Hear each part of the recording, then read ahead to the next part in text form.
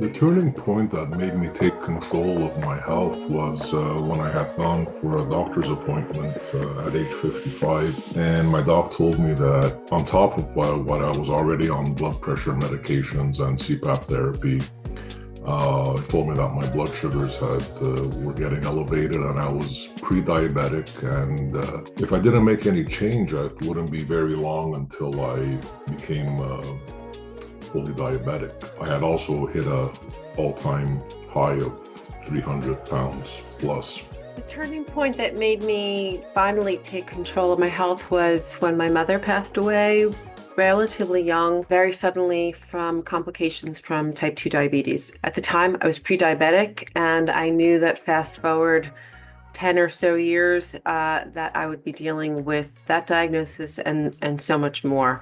I seriously considered bariatric surgery, but I knew it was not going to be the right decision for me because my experience wasn't going to be solved by cutting my stomach in half. Somehow I knew that there was something else going on that had nothing to do with the size of my stomach, and it took me years to figure out that what that something else was food addiction.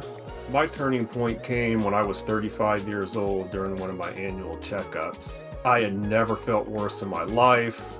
I was at my heaviest weight ever, and then my blood work came back. Pre-diabetes, high blood pressure, high cholesterol, and my doctor said we should seriously consider meds at this point.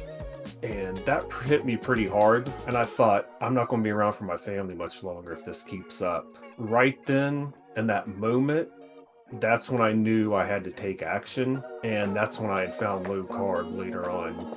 And at that point, I started to take back control of my life. Well, I was so sick, tired, and I just wanted to die. I had been diagnosed with non-alcoholic fatty liver, type 2 diabetes out of control with an insulin pump, obesity, GERD, clinical depression, hypertension, migraines, sleep apnea, adrenal insufficiency, and multiple tumors had been removed. I was told that non-alcoholic fatty liver was very common and that there really wasn't much I could do about it. I thought it was the cards I had been dealt, and actually had been told by one of my providers that it was the cards I had been dealt. One of my family members actually heard of low-carb nutrition healing others.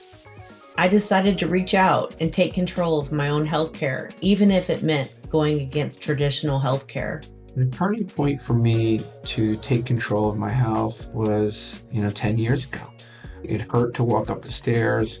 My wife was concerned that I wasn't going to be around to sort of be part of the family and be around for the kids. And it really hit a critical point. My body was failing me and I just felt miserable. And, the people cared about me, said, hey, you gotta tackle this. And that was the wake-up call I needed to really sort of figure out what was going on. And this is when I understood that food addiction was the pandemic in clear sight and plain sight that nobody knows, the secret pandemic. We think it's an obesity epidemic, a chronic disease epidemic, a diabetes epidemic, but really what keeps a person eating the same healthy foods despite the consequences, and that's food addiction.